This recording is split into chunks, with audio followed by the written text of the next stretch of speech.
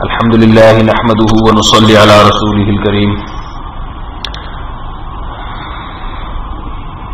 معراج کے حوالے سے کچھ باتیں بتانی ہیں. یہ بات تو احادیث صحیحہ سے قرآن مجید سے ثابت ہے کہ رسول اللہ صلی اللہ علیہ وسلم رات کے تھوڑے سے حصے میں بیت المقدس اور پھر وہاں سے ساتویں آسمان کی طرف گئے.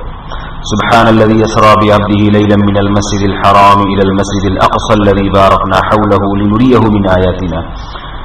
فرمایا کہ وہ ذات پاک ہے جو اپنے بندے کو رات کے تھوڑے سے حصے میں مسجد حرام سے مسجد اقصی کی طرف لے کر گئی.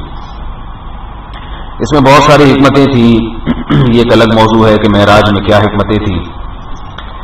اس پر انشاءاللہ کسی وقت تفصیلی بیان کروں گا. فی الحال ایک مختصر بات یہ کہ میرے پاس مسلسل میسیجز آ رہے ہیں, لوگوں کی کالز آ رہی ہیں کہ حضرت عبادت کا ٹائم کب سے شروع ہوتا ہے اور روزے کا ٹائم کب ہے, صبح صادق کتنے بجے ہے, ایسی باتیں. تو یہ بات یاد رکھیے کہ نہ صرف یہ کہ اس رات میں عبادت ثابت نہیں ہے, دن کا روزہ ثابت نہیں ہے, بلکہ یہ جو 27ویں رات ہے رجب کی, اس رات کا معراج کی رات ہونا بھی ثابت نہیں ہے. اتنی بات ہے, اتنا ایمان رکھنا ضروری ہے کہ رسول اللہ صلی اللہ علیہ وسلم کو اللہ تعالی رات کے تھوڑے سے حصے میں بیت المقدس اور پھر وہاں سے ساتویں آسمان تک لے کر گئے. لیکن یہ واقعہ کس رات میں پیش آیا اس کا کسی صحیح حدیث میں کوئی تذکرہ نہیں ہے.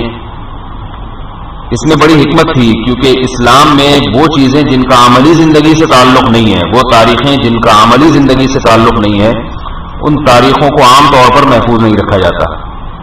آپ صحابہ کرام کی اگر سیرت دیکھیں گے تو یہ بات آپ کو اس میں نظر آئے گی. اس کی مثال ہے رسول اللہ صلی اللہ علیہ وسلم کا یوم ولادت, آپ صلی اللہ علیہ وسلم کی یوم وفات. یہ کسی صحیح حدیث میں اس کا تذکرہ نہیں ہے. دعوے ہی دعوے ہیں. بہت سے لوگ کہتے ہیں یہ فلاں تاریخ تھی فلاں تاریخ تھی. بات یہ ہے کہ کوئی ایک تو حدیث ہونی چاہیے جو محدثین کے معیار پہ پوری اترتی ہو. کوئی ایک بھی روایت نہیں ہے. ظاہر ہے یہ تو ہو نہیں سکتا کہ اتنا بڑا دن صحابہ کرام کی یادداشت سے اوجھل ہو گیا ہو. معلوم یہی ہوتا ہے کہ صحابہ کرام کو یاد ہونے کے باوجود صحابہ کرام نے رسول اللہ صلی اللہ علیہ وسلم کی وفات اور پیدائش کا دن جو تاریخ ہے وہ آگے امت کو نہیں بتائی, کیونکہ اس میں عملی زندگی سے اس کا کوئی تعلق نہیں ہے, یعنی کوئی کرنے کا کوئی کام نہیں ہے اس میں. ہمارے جو کرنے کے کاموں سے متعلق دن تھے وہ بتائے ہیں. ہمیں بتایا ہے کہ یکم شوال کو عید الفطر ہے, کیونکہ اس میں کچھ کرنے کے کام ہیں اور کچھ نہیں کرنے کے. روزہ نہیں رکھنا اس دن, خوشی منانی ہے, عید کی نماز ہے. 10 ذی الحجہ کو 10, 11, 12 یہ 3 دن عید الاضحیٰ کے ہیں, اس میں ہم نے قربانی کرنی ہے, روزہ نہیں رکھنا. 9 ذی الحجہ بتایا گیا یہ حج کا دن ہے. اس طرح جتنی بھی تاریخیں جن کا ہماری عملی زندگی سے یعنی کچھ ہمیں اس میں کرنے کا یا کچھ نہیں کرنے کا حکم دیا گیا وہ عام طور پہ بتائی جاتی ہیں. اور بعض تاریخیں ایسی ہیں جو مبہم طور پہ بتائی گئی ہیں, جیسے رمضان کے آخری عشرے میں لیلۃ القدر ہے, اس کا اتنا تقریباً تعین کر دی گئی ہے کہ آخری عشرہ ہے تاکہ آخری عشرے میں عبادت ہو سکے. لیکن جن چیزوں کا عملی زندگی سے تعلق نہیں ہے کوئی, اس میں نہ کچھ کرنے کا حکم ہے نہ کرنے کا. اب جیسے معراج کی رات اگر واقعتاً 27 رجب ہوتی تو بھی نبی صلی اللہ علیہ وسلم کی زندگی میں یہ رات کتنی مرتبہ آئی, صحابہ کرام کی زندگی میں کتنی مرتبہ آئی, اس بارے میں کوئی ایک بھی کوئی روایت مستند نہیں ہے کہ نبی نے رات کو عبادت کا حکم دیا ہو یا دن میں روزے کا حکم دیا ہو. تو اب چونکہ اس کا عملی زندگی سے تعلق نہیں ہے, اس لیے صحابہ کرام نے یہ تاریخ بھی آگے امت کو نہیں بتائی. اگر بتائی ہوتی تو ہم مطالبہ کرتے ہیں, جو لوگ ٹیلی ویژن پہ اور اس موضوع پر بیانات کر رہے ہیں اور یہ 27ویں رات ہے اور اس رات یہ ہوا تھا اور یوں ہوا تھا, تو بھائی کوئی ایک روایت پیش کریں, کوئی ایک حدیث پیش کریں. اسلام الحمدللہ مخلوق تو نہیں ہے. ہم یہود و نصارہ کی طرح تو نہیں کسی بھی کتاب میں کوئی چیز ان کے پادریوں نے لکھ دی تو بس اٹھا کے اسی کو فالو کرنا شروع کر دیا. ہمارے پاس اسماء الرجال کا مستقل ایک فن ہے, ہمارے پاس صحائح ستہ ہیں, ہمارے پاس حدیث کی اور درجنوں کتابیں ہیں, اور پھر ان کو پرکھنے کا معیار ہے.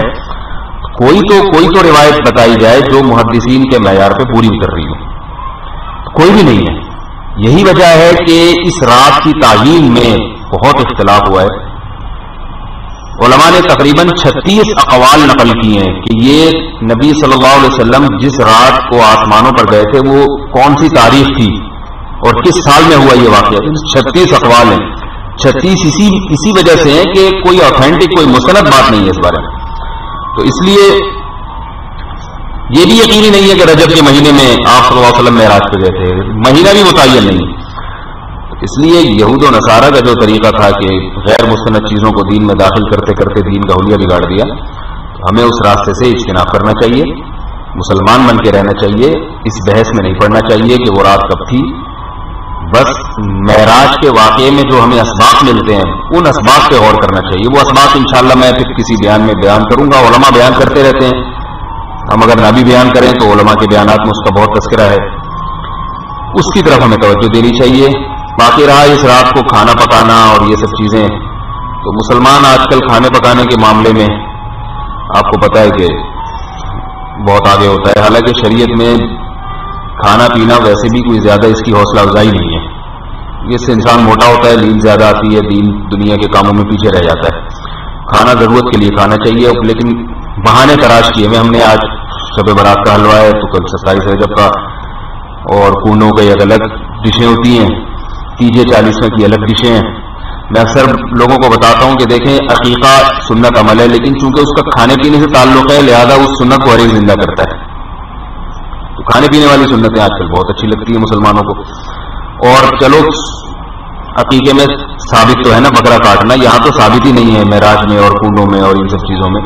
تو اس سے اجتناب کرنا چاہیے. اور لوگوں کی عادت یہ ہے کہ جس کا ذہن بدعتی ہوتا ہے، یعنی ذہن میں مزاج جس کا بدعتی ہوتا ہے، وہ پوری بدعت نہیں چھوڑتا، چھوڑتے چھوڑتے بھی کچھ نہ کچھ رہ ہی جاتا ہے.